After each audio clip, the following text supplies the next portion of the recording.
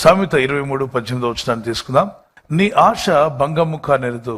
Your hope will not be cut of.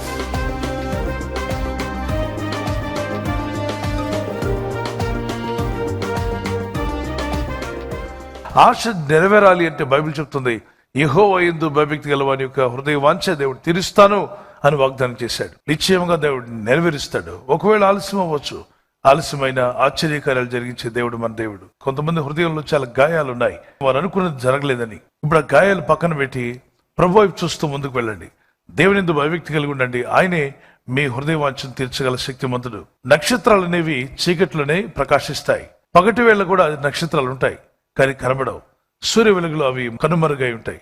అందమైన నక్షత్రాలు మనకు కనబడాలంటే ఆ చీకట్లో అద్భుతంగా కనిపిస్తాయి. కొన్ని మార్లు జీవితంలో చీకటి అలుముకున్నట్టుగా మీకు అనిపించవచ్చు.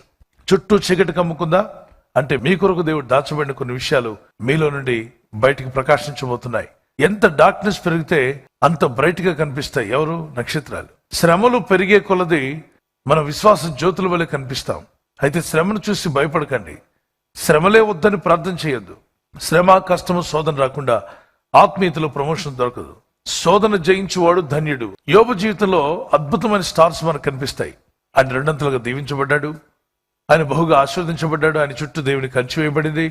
ఎవరికి ఏ కష్టం వచ్చినా యోబుని జ్ఞాపకం చేసుకుంటాం. కారణం ఏంటి? అంత స్టార్ లాగా ఎందుకు ప్రకాశిస్తున్నాడు? He went through a deeper darkness. గాఢాంధకారపు లోయలో సంచరించాడండి. యోబు వెళ్ళిన గాఢాంధకారం అటువంటిది ఇటువంటిది కాదు.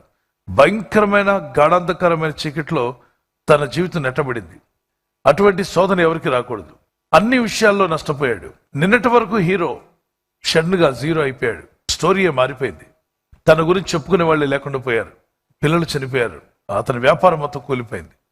పనివారు పోయారు. అప్పటి వరకు ఉన్నదంతా ఆవిరైపోయింది. తనకంటూ ఏమీ కనబట్ల. ఉన్న ఆరోగ్యం కూడా ఆవిరైపోయింది. శరీరం అంతా చిల్ల పెంకలతో గీరుకుంటూ నానా తిప్పలు పడుతున్నాడు. చర్మరోగం వచ్చిందట. సో శరీరం బాధించబడుతుంది, ఆత్మ బాధించబడుతుంది, హృదయం కూడా బాధల్లో ఉంది. అంత గాఢాంధకారపు లోయలో వెళ్ళినప్పుడు దేవుడు అతనికి ఏం చేశాడు? దేవుడు అతను తోడుగా ఉన్నాడా? ఉన్నాడు. ఆయన న్యాయాన్ని విడిచిపెట్టే దేవుడు కాదు. ఆయన బిడ్డలను ఎన్నడూ కూడా మర్చిపోడు. ఆయన తప్పక సాయం చేస్తాడు, నమ్మాడు. అటువంటి నిరీక్షణ కలిగి ఉండండి. ఏది ప్రభా నేను చాలా ఆశించాను, నా పట్ల జరగలేదే అని బాధపడద్దు. నిరీక్షణ కలిగి ఉండండి. సహోదర సహోదరి, నీ ఆశ భంగము కానేరదు. ప్రార్థన చేసుకుందాం. Father, we thank you for this word. కృపగల మా తండ్రి, దయగల మా ప్రభా, నీ ప్రజలు ఎవరైతే ఆశ కలిగి ఉన్నారో ఆశగల ప్రాణం తృప్తిపరుస్తున్నావు. నీ ఆశ భంగము కానేరదు అన్నావు. యెహోవా యందు భయభక్తి గల వారి కోరిక ఆయన తీర్చును అని లేఖనాల్లో మీరు సెలవిచ్చారు. భక్తిహీనుని ఆశ భంగమైపోతుంది, కానీ భక్తి గల వారి యొక్క ఆశ భంగము కానేరదు అన్నావు తండ్రి. ఈ మాటను వీరు నమ్మి ప్రార్థిస్తుండగా వీరి హృదయంలో ఉన్నటువంటి ఆశ అది భంగం కాకుండా సహాయం దయచేయండి. ఆశగల ప్రాణాన్ని తృప్తిపరుస్తున్నావు.